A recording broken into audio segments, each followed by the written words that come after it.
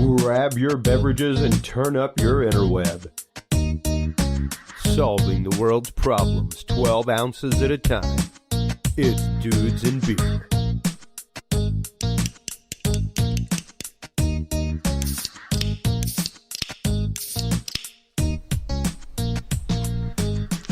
Well, hello everybody, and welcome to this episode of the Dudes and Beer podcast. I am Chris Jordan, your host.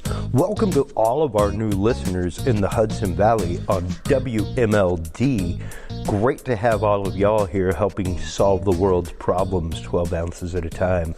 So excited for our guest tonight. Before we get into that, don't forget, the Dudes and Beer podcast is now brought to you by Audible. If you're a fan of books like I am and just don't have time to turn a page, Audible is the choice for you. Stop on by audibletrial.com/dudesandbeer to get your free 30-day trial of Amazon's Audible today. Tons of genres, tons of books.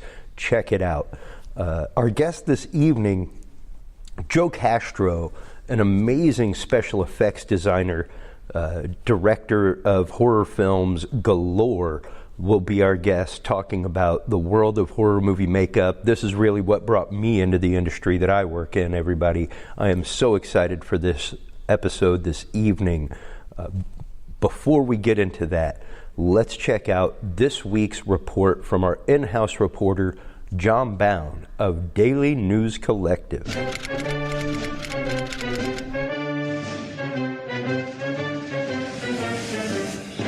California Governor Gavin Newsom recently expanded anti-Second Amendment legislation despite the fact that the gun homicide rate is down over the last 25 years, even with the high-profile mass shootings plaguing America. But when 3 of the 10 deadliest shootings in American history, in our 240-year history, have come in the last 5 months. Let me say that again. 3 of the 10 deadliest shootings in American history have come in the last 5 months. Mika, we are in the midst of an epidemic. Newsom gave teeth to a red flag law that now allows coworkers, employers, and educators to file for gun violence restraining orders that last up to 5 years against gun owners they deem a danger to themselves and others. The same legislation was vetoed twice by former ultra-progressive Governor Jerry Brown. Newsom's legislation also gives judges the ability to issue search warrants as they grant the orders, meaning if a gun owner is served with a relinquishment order but fails to turn over the firearms or ammunition, the warrant can be activated immediately. Fox News reported the ACLU says the bill poses a significant threat to civil liberties because a restraining order can be sought before a gun owner has an opportunity to dispute the request. Additionally, those making a request under the new law may lack the relationship or skills required to make an appropriate assessment. Newsom went on to boast that California has outperformed the rest of the nation. California has outperformed the rest of the nation because of our gun safety laws in reducing the gun murder rate substantially compared to the national reduction. Let me be specific and precise. Between 1993 and 2017, these are the latest numbers we have. We'll get the 18 numbers in shortly. There's been a 62% decline in the gun murder rate in the state of California compared to just 34% nationwide. That's because of the leadership of the state in gun safety laws. No state does it as well or comprehensively as the state of California, and we still have a long way to go. But is it due to Newsom's unconstitutional tyranny? In Texas, where you can take a handgun to your college class, gun regulations have been rolled back. Yet its gun homicide rate has plummeted 61% in the last quarter century. Democratic Assemblyman Phil Ting of San Francisco, who authored the bill, claimed a study found that gun restraining order laws may have helped prevent 21 mass shootings. Yet the UC Davis researchers warned that it's impossible to know whether violence would have occurred. Ting also authored a companion bill that would allow gun owners who are the subjects of restraining order requests to file a form with the court declaring that they won't contest the requests and are surrendering their firearms. Currently, even those who agree to give up their guns must go through a constitutional court hearing. Apparently, the Second Amendment no longer exists in California, making it a prime destination for home invasions, carjackings, and full-blown chaos. A frightening night for people living in this East Lake neighborhood after a home invasion robbery. A family who's blurred out in this video is held at gunpoint for an hour as masked thieves ransack their home. Criminals that are now locked up, 6 in all and all young, connected to a string of home invasions that terrorized the North County. Lodi are searching for a suspect in connection with a homicide and home invasion robbery that left a 26-year-old man dead. The two robbers walking around through the downstairs. This happened at 10:55 in the morning last Friday. Immediately, the suspects forced their way into the residence and began assaulting the victim. The horrifying home invasion happened in a matter of seconds. 2 thieves burst through the door and are seen dragging an elderly man across the living room. One of the guys just grabbed him and tore him, asked him, "Where's the money? Where's all the money?" Here, open his door. Open his door. A carjacker broke into the driver's seat of their minivan and took the keys, but a group of bystanders jumped in to stop him. Wild night here. It begins with a carjacking and pistol whipping of an elderly woman, and then today, around 3 o'clock, the suspects were spotted here in Broadmoor near Daly City, and police spent most of the evening trying to track them down. Just a circus almost for the area. There you go. I'm sure that's what the commands are, and then the commands are also going to be on your belly. John Bound reporting.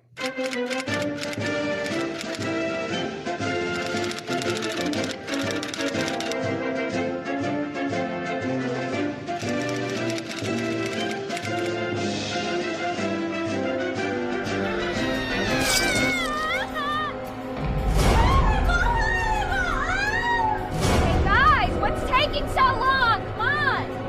Be afraid, very afraid. Hello? Hello? Someone, I need help.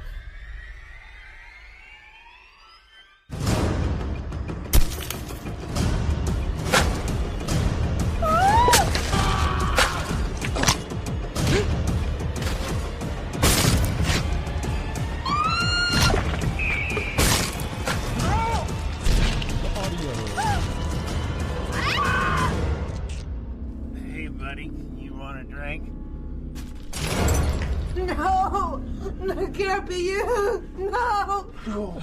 The audio you are listening to is the amazing trailer for the Summer of Massacre, movie by Joe Castro and Steven Escobar that actually earned Joe the acclaim of the amazing Guinness Book of World Record title of the highest body count in any slasher film of 155 bodies taken during the making of that. And that is just, as an old school reader of Fangoria magazine and lover of all things gore, that's just a beautiful title to hold. Welcome to the show, Joe Castro. How are you doing today, sir? I'm doing amazing. Thanks for having me on the show, Christopher. Absolutely. That is, I've already got it on my list of things to watch before I leave town. I'm going to be watching it tonight after my show. I always love a good 10 p.m. horror movie watch. But I cannot wait to watch what is apparently the slasher film of slasher films, The Summer of Massacre. It is.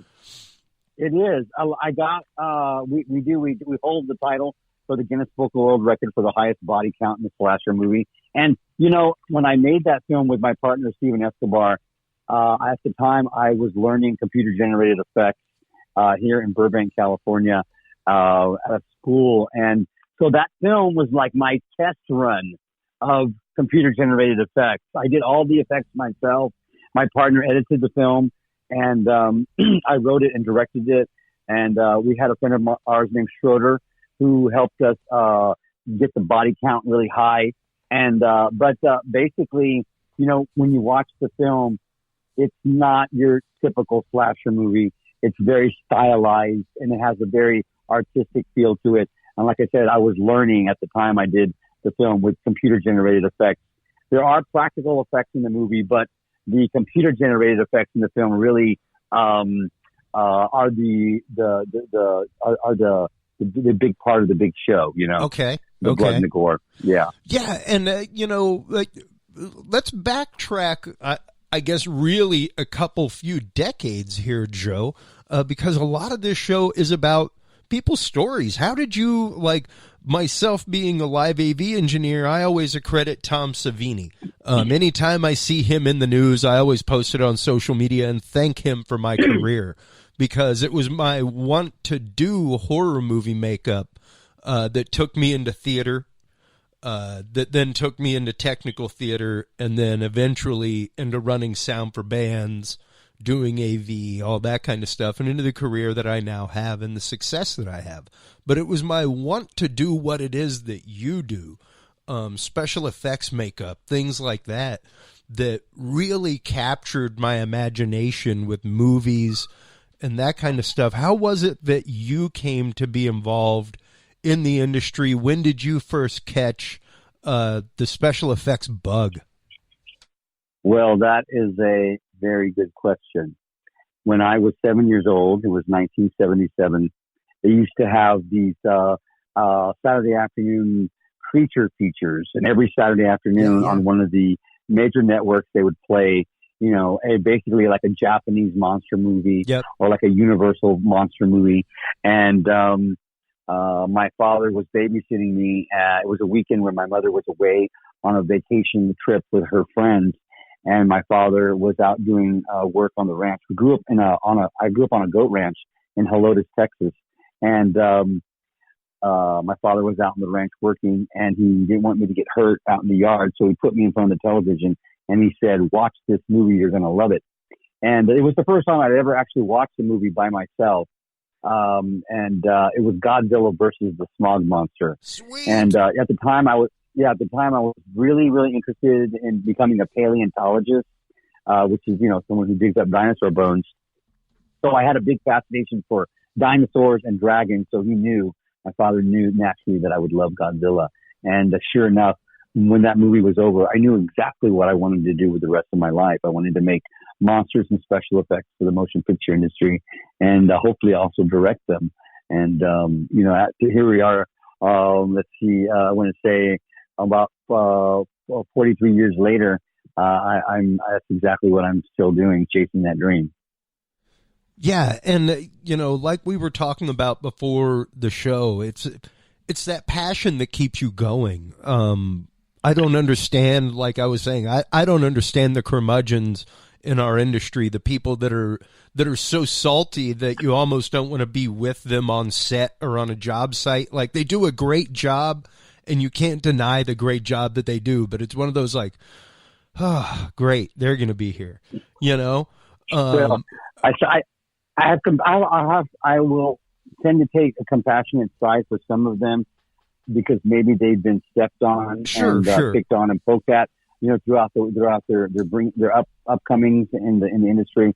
But also, I have the attitude that everything must meet a certain criteria if my name is attached to it these days. And I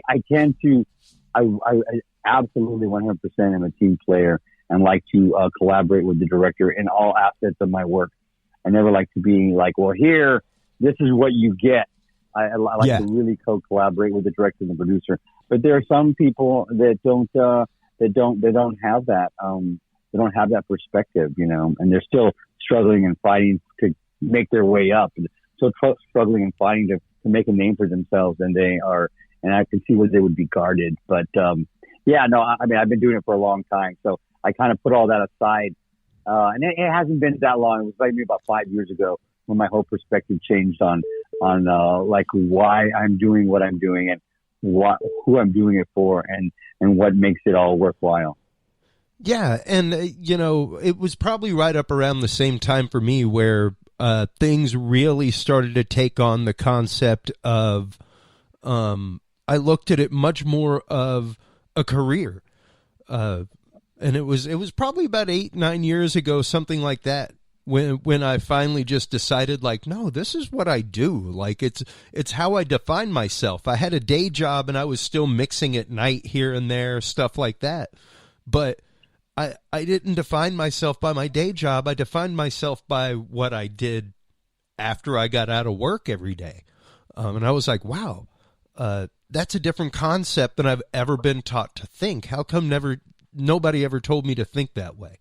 Like, that just naturally came out that, well, I'm an audio engineer, but this is what I do during the day, you know? Yeah, I mean, when I was raised in Texas, I you know, I kind of feel like my upbringing was, let me teach Joe what he needs to know to do what I need him to do. And that really didn't put me in a position where I was pointed in the right direction for what my dreams were. Yeah. And, well, I had to leave Texas to come out to Los Angeles and be surrounded by people that were pursuing the same career. And I have a new family out in LA. You know, I mean, there are people out here in LA that I work with and that I've known for decades that I consider closer than my actual blood relatives, you know. And some people might take offense to that, but it's true. I mean, these people have been there for me for years and years and decades and decades. And I mean, I actually don't talk to anybody in my family anymore. There's very few people I talk to. They have their own life and their own careers, and most of them never pursued their dreams. In fact, almost all of them, you know, they compromised and they stayed at home, and they took the sure way, which is great. You know, if that makes you happy. But that was, my dad knew that I would never be happy with that. And so, when I was 18 years old, before I left the house to come out to Los Angeles, my dad looked at me in the eye and he said, Joe, I want you to promise me that you will never stop chasing your dream to be a special effects artist. And I made that promise to him right then and there. And my dad passed away in 1997 of a massive heart attack, and he had a car accident about a quarter of a mile from the house. And to this day, I never let him down. I would never stop chasing the dream. So there you go. Good for you, man, because that is literally what it takes. It's no different than trying to chase the raise at work or trying to chase the next position up the totem pole. It is the want to do it. It is the drive to want to do it that makes success.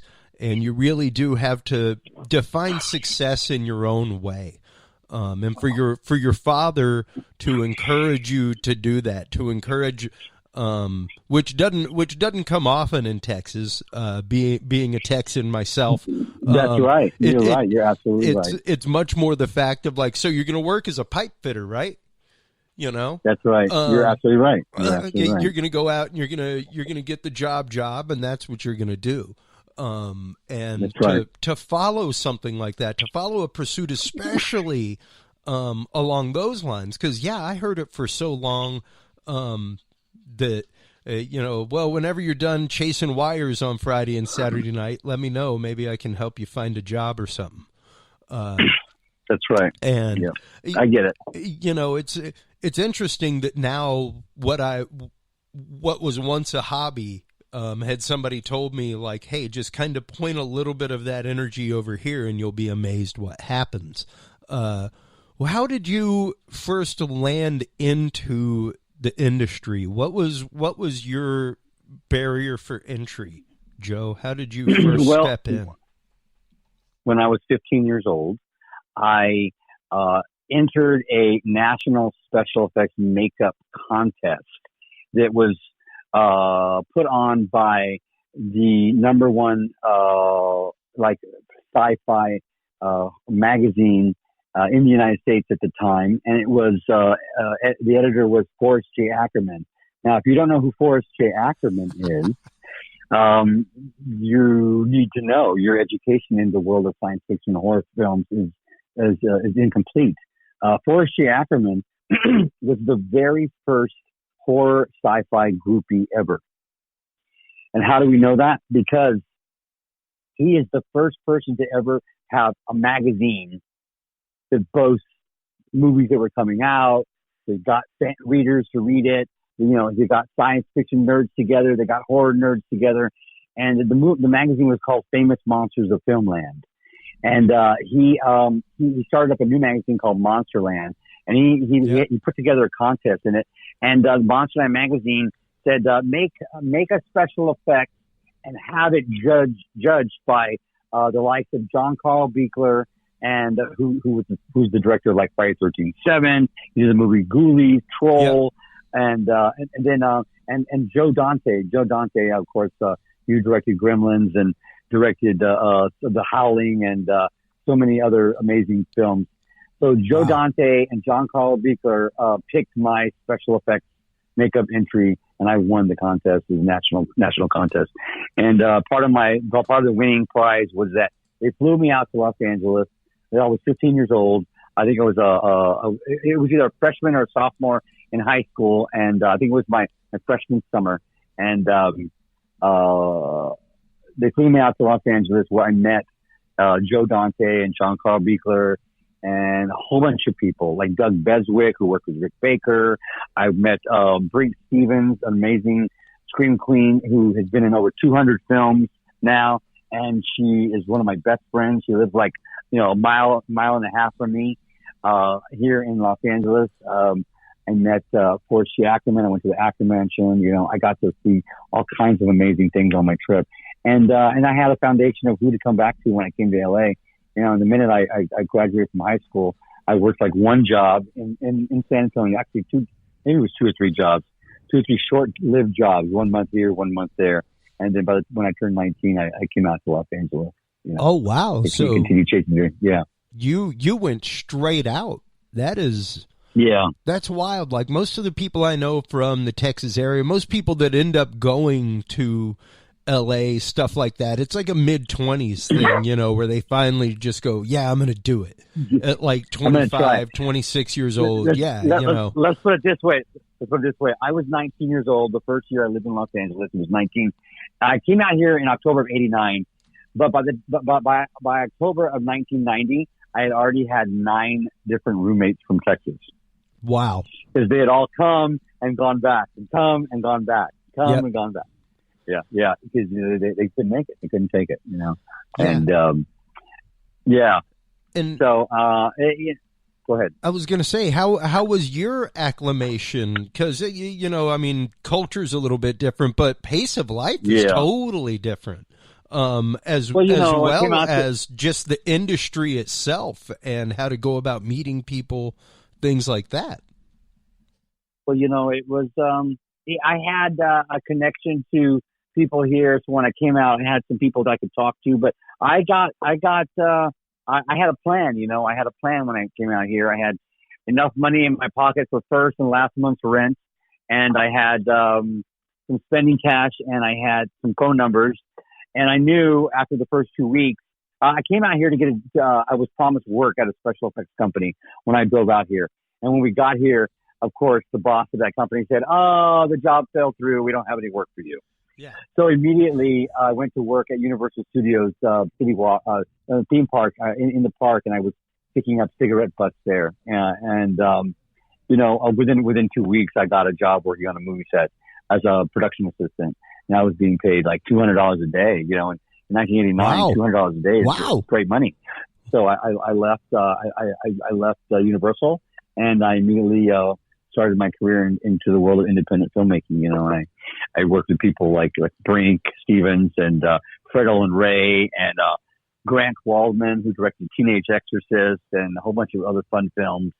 And then everything just kind of barreled from there, and became a working special effects artist. And then finally, one of my executive producers of one of the productions I was working on came up with the financing to shoot my first feature, and we shot a feature film. And this is when it was shot on film. This is a 35 millimeter Panavision. We shot a movie titled Ceremony at the time. And I was honored and grateful to have Forrest G. Ackerman go back to the man who started that magazine. We had Forrest G. Ackerman star in the film, the editor of that monster magazine. Wow. And you may say, well, who is he? Who is this Forrest G. Ackerman guy? Not only did he create the very first sci-fi horror magazine ever, he also coined the phrase sci-fi. Yeah. So he owns the phrase sci-fi. He just say owns the phrase. That's why the Sci-Fi Network doesn't spell it sci-fi. They spell it with an S and a Y. Yeah. And so he has Forrest molded and sculpted and shaped and is responsible for many people's careers, you know.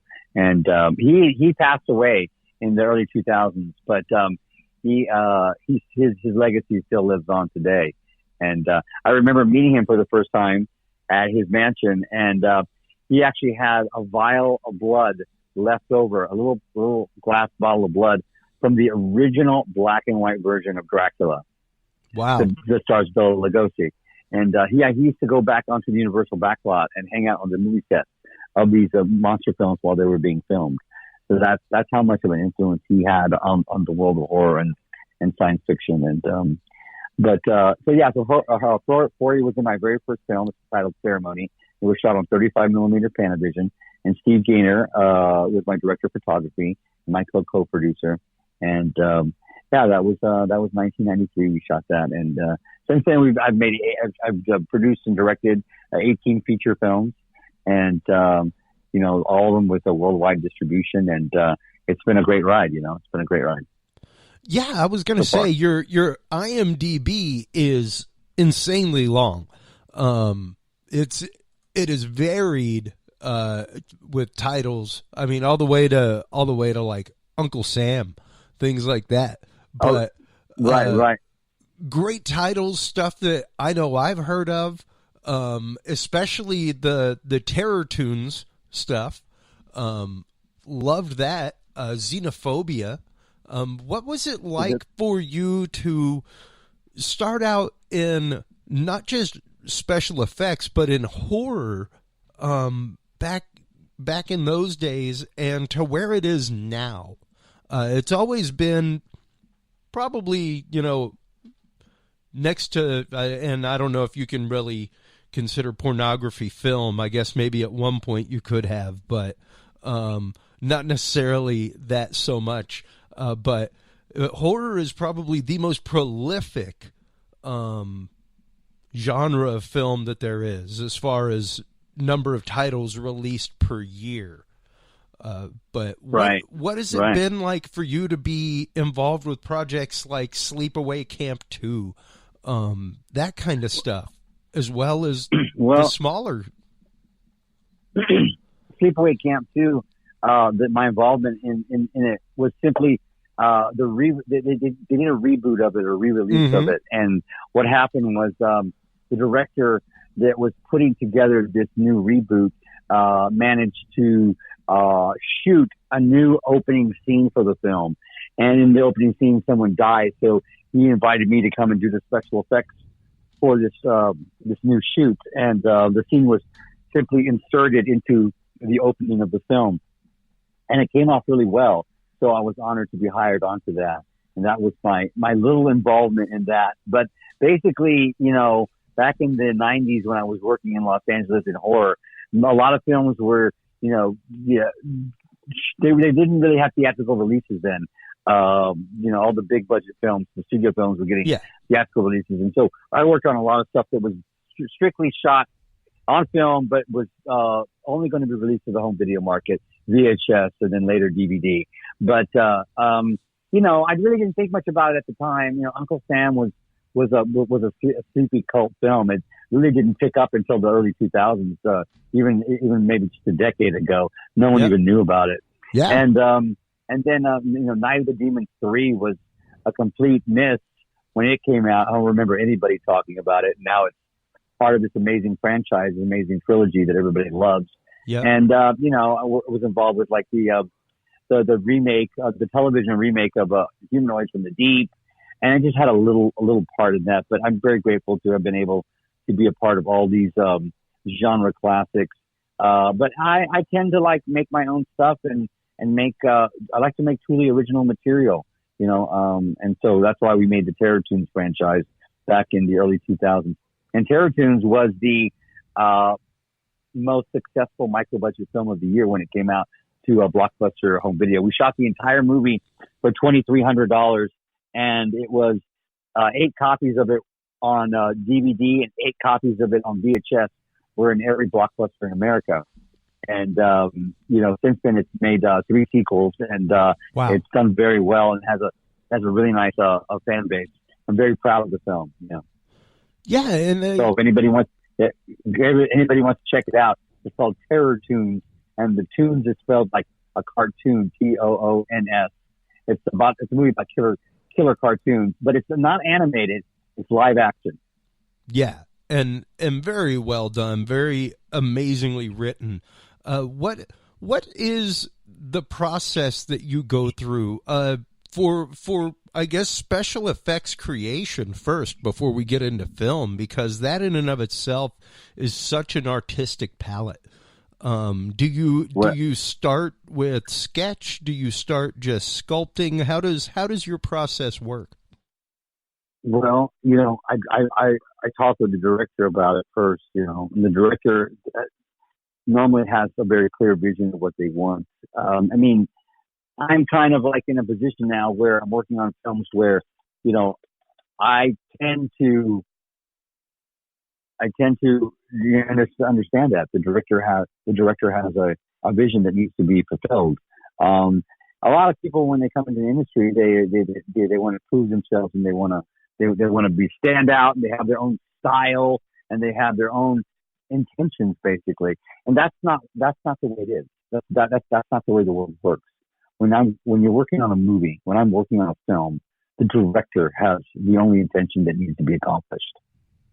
And that's why I tend to find like all these artists, amazing artists out there. They're amazing sculptors and amazing painters and amazing people that work in the industry.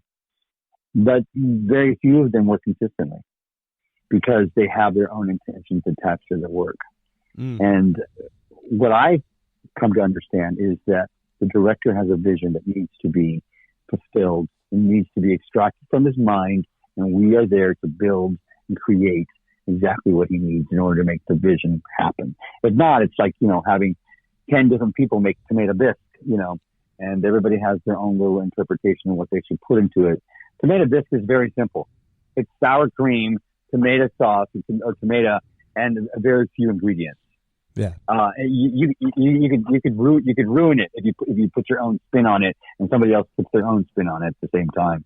And so I'm always there to ensure that the director gets what he needs, and to make sure that the director is happy, because my job is to make the director look cool. That's what my job is on set. Yeah. And so I like to work closely with the director when it comes to creating things. Yes, I have my own style, but and I offer it when it's necessary, but it's not my intention now when I walk in on a movie set. And when did you find that switch flipped for you? At what point in your career did that start happening? That started happening back in like 2012. I was on a reality television show it was a special effects competition show.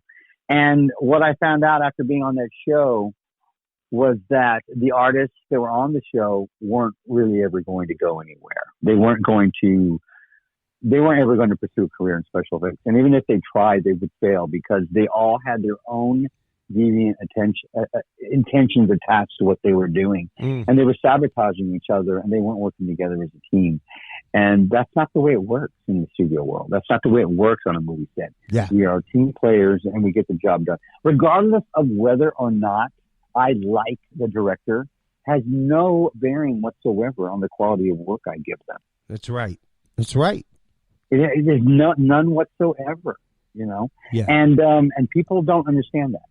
People don't get that, people, especially people with highly sensitive personalities, like most artists, and so they cut their own feet off, and so I saw this when I was on this reality TV show. I saw this happening, and I realized that it did not matter what happened with this show or whatever. That out in the real world, we must be team players, and we must behave in a manner that is befitting of the director's vision.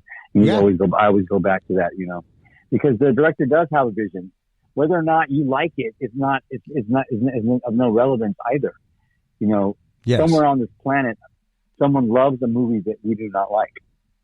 Yeah. A movie either entertains the person who's watching it or it doesn't. There are no good or bad movies. It's the same way with work. You know, the director has a vision. You must accomplish it. How do we go about doing that? We do that by communicating with the director in the best way we know how, keeping them in the loop at all times. I'm constantly text messaging my director when I'm making something, constantly showing him pictures, constantly giving him reference, constantly asking him what he would like to do next, what color he likes, this and that.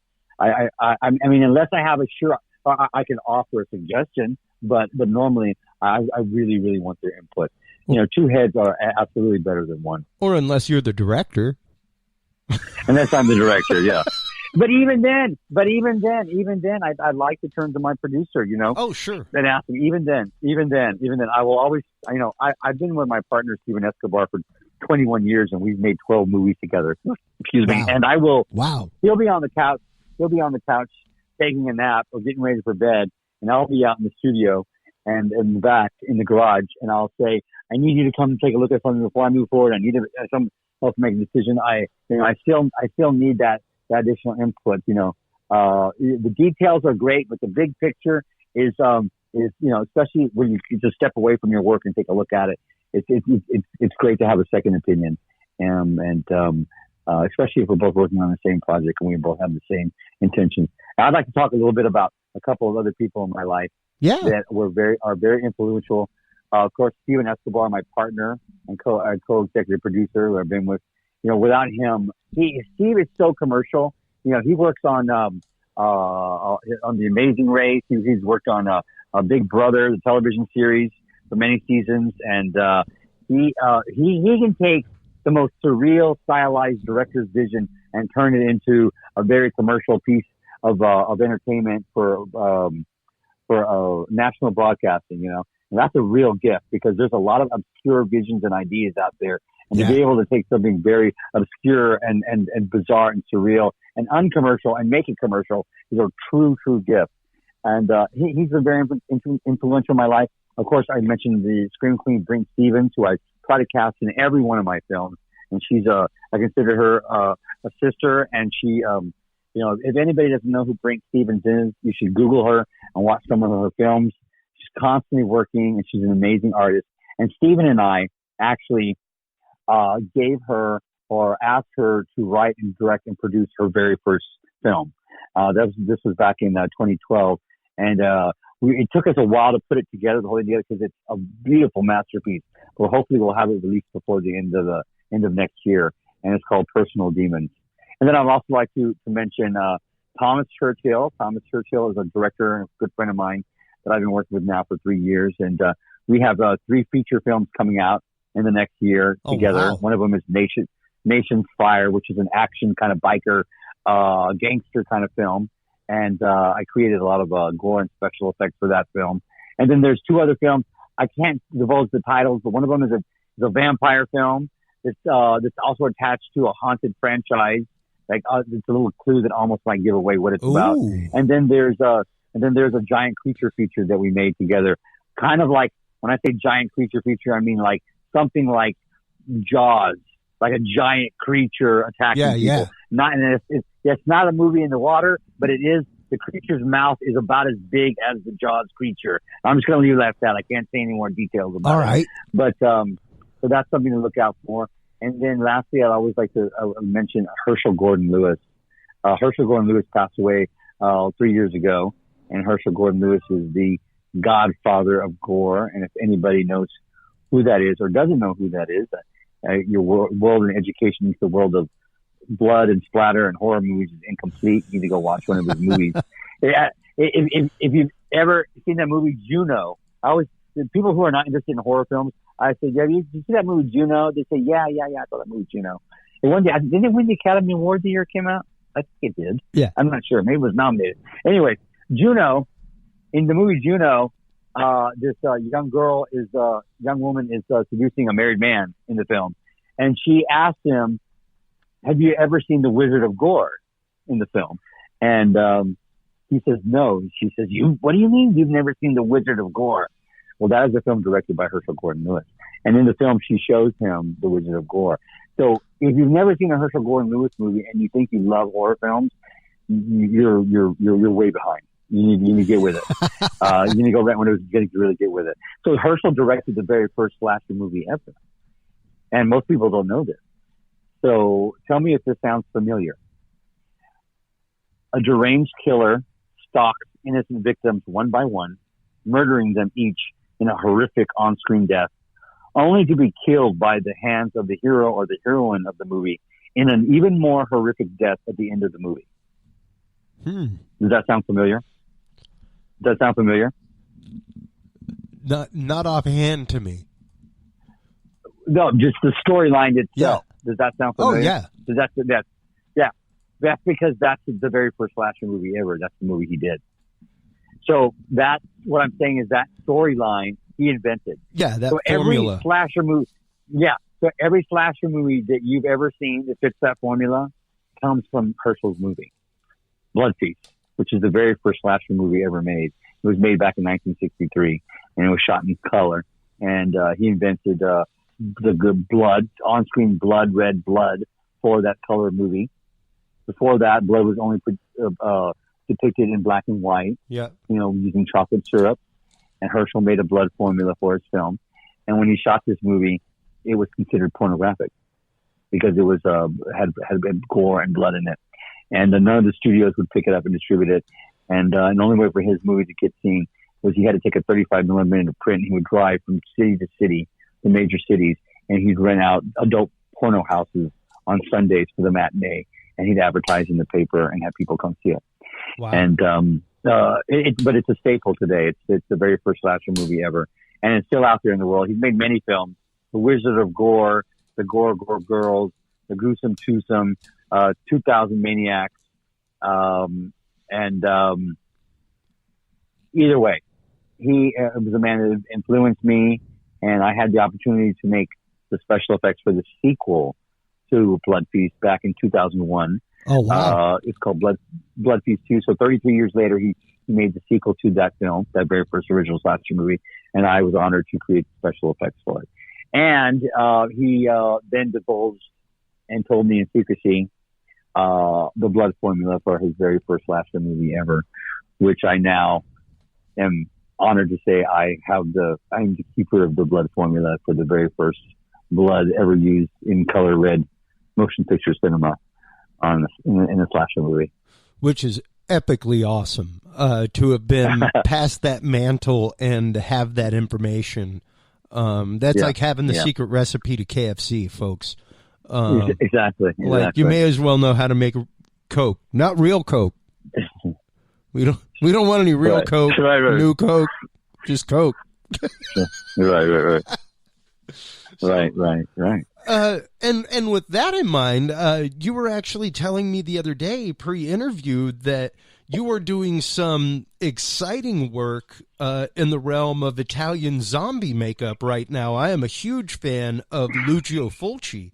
You said that you had some workshops, things like that you were putting on in the realm of like live demonstrations that you were doing. Well, there's this thing I like to do when I go to sci-fi horror conventions. I like to do this thing called Italian Zombie Makeover. And basically what I do is I put on a show. It's not really a makeup demo because it's like watching, Jackass. Please do not attempt this at home. Only industry professionals can do this. Basically what I do is I pull someone from the audience, someone who has no idea what's going to happen to them, but they agree to it. And I kind of strip them down completely and put them in like very little.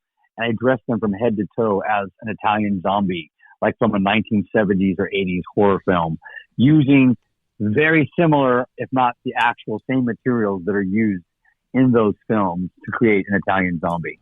Oh, wow. And because I grew up on 70s and 80s zombie flicks, I know primarily the materials and the concepts that they use to make those things. And so, I use a lot of household products that they had access to in that day make zombies with, and it's pretty crazy. I can do a person from head to toe in like 20 minutes, and it's craziness. You know, it's like watching a mad scientist work. It's a lot of fun. I have a blast doing it. It's a complete rush, and the person that's getting it done to them has no idea what's happening. It's happening so fast, and they're transformed into this amazing, hideous creature. And of course, everybody wants to have their picture taken with it when it's done. But it's a really cool show, and I'd like to. It's one of my favorite things to do. So if anybody out there has a horror con or horror convention and they want to have me do this show for them, please contact me at Joe Castro Facebook.com/Joe.Castro. You can contact me there, and I'd be more than happy to come over to the con and put on a show for you guys. Oh, I've got people for you, Joe. Believe me. And you know, one of the things that I personally have to ask, having been in the industry as long as you have, and having learned the art of digital effects, which brings things to a whole new playing ground, a whole new world of possibilities. That's right. Are you more analog or digital? Which one do you prefer? Well, see, I have a huge box of tools now. Is basically what's happened. I have a whole new toolbox, a much bigger toolbox than most practical or digital artists have. I have them both. And so what I do is I build everything practical.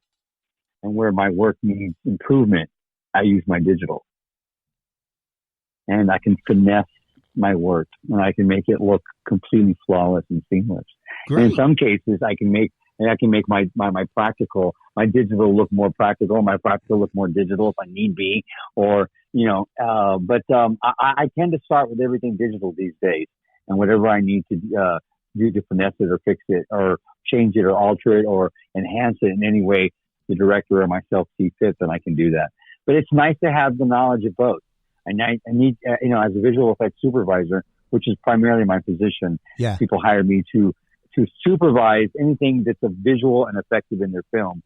I need to have the working knowledge of both, so I can know, I can have the knowledge of what we have access to in order to make it the best quality product that it needs to be. Yeah. You know? Yeah, absolutely. I mean, it changes the game entirely as far as project scope, timetables, budget, everything. That's right. You, especially as a producer, director, things like that, you do have to have at least a basic understanding of these things. That's right. In order to play in a modern realm, anyway. Yeah, and also to be the devil's advocate of what should be done, what should not be done, and where and when to spend money, you know, on what we see on the screen. You know, a lot of people get. You know, go into a project believing that it has to be done a certain way, and they get out the other end and realize they have a whole new set of responsibilities digitally to improve their film, and you know, there goes another large chunk of their budget because they didn't shoot it right, because they didn't they didn't gather the materials appropriately. You know. Well, and so, the fact is, yes, you can do it in post, but there are things that you have to do on set in order to like make that work. That's right. You know, you can't just hand a bunch of footage with green in the background to somebody and say, "Here, do your magic." There's much more. There are still practical things that go along with that. You can, but it's going to cost you a lot more than you think. Yeah, exactly. It's going to be a lot more on the back end. Right, it costs a lot more than you think. Yeah, that's right. And that's right. With that in mind, I have a randomly geeky question for you. I don't know how much you follow the news, but I'm sure that you have heard the remarks as of late from the great Martin Scorsese about Marvel movies, things like that. I myself, as you can tell, I'm just a very large child. At 44, I'm really just two 4-year-olds. And I love them. They're great. The same way that I loved Friday the 13th and Nightmare on Elm Street and movies like Mother's Day and things like that, and Zombie by Lucio Fulci when I was in junior high and high school and that kind of stuff. no, they are not like swaths of storytelling like Raging Bull. But to say that they aren't art, I don't know about that. I think it discounts a lot. Especially myself being a comic book fan. Comic books are one of the true American art forms. And one of the first things that was ever done in comics, aside from Westerns, was horror. So it's like, to me, they're innately intertwined. Well, he definitely has a right to his own perspective. Sure. And that's all it really is. Once again, we go back to whether or not a movie is good or bad.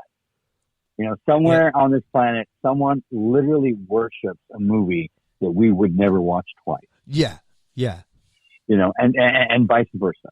Yep. So the movie either entertains the person who's watching it or it doesn't. There is no black and white. It takes all the colors in the crayon box in order to make this world go round. And it's a matter of opinion and taste. And, that's really all I have to say about that. Exactly.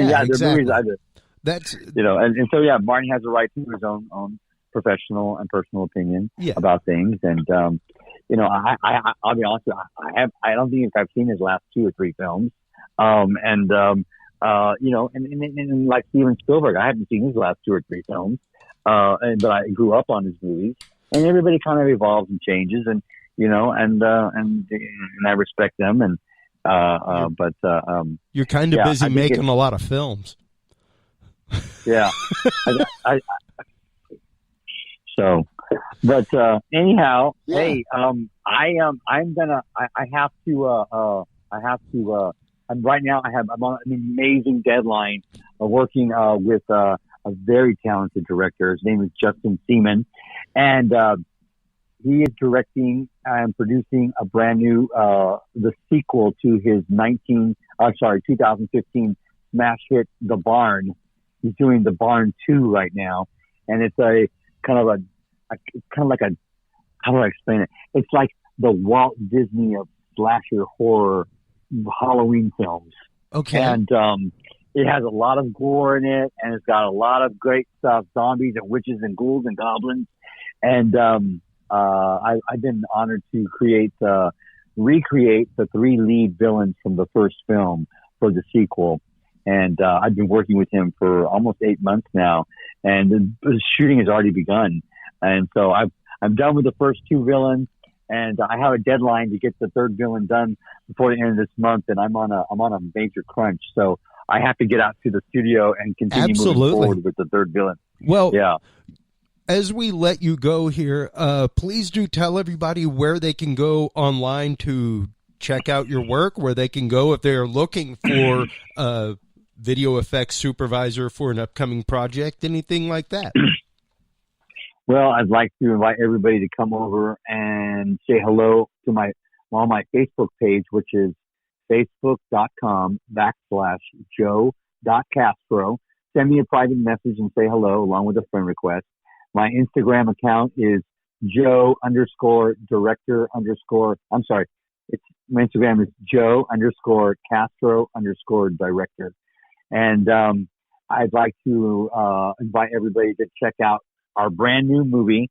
If you like sci-fi with a little bit of a horror twist, it is Xenophobia, spelled Zno phobia. And it's out right now at every Walmart in America. And you can get it online from Amazon, Walmart online, and all the home media platforms.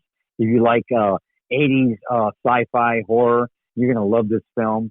It has all practical alien special effects, and it's got this is actually the very first alien abduction anthology movie. So once again, I'm going back to doing truly original work. This is the very first one ever made, the very first alien abduction anthology movie. So if you like anthology horror and you like anthology films and you like sci-fi, you're going to really love this movie. All right. Well, I cannot wait. Very cool. That sounds super, super awesome. As we let you go, please do hold the line real quick as we close out. While you're online checking out all of Joe's great work, make sure to stop on by Dudes and Beer Podcast. That is where you can find all the episodes. That is where you can find the Knowledge Vault. That's where you can find all of the great guests that we have on regularly. Make sure to tune in to WMLD if you are in the Hudson Valley. Until next time, everybody. Thanks for listening to this episode of the Dudes and Beer Podcast. To listen to our audio streams or chat with us live, download the official Dudes and Beer app for Android and iDevices, available on Google Play and iTunes markets. For more episodes, content, and information, visit us online at dudesandbeer.com. You can also find our episodes on Breach.tv, iHeartRadio, Spreaker, SoundCloud, iTunes, YouTube, Stitcher, or your favorite podcast service. Dudes and Beer is a proud member of the HC Universal Network family of podcasts. For more about our sponsors and other podcasts on this network, visit hcuniversalnetwork.com. Thanks for listening, everybody, and until next time, drink responsibly.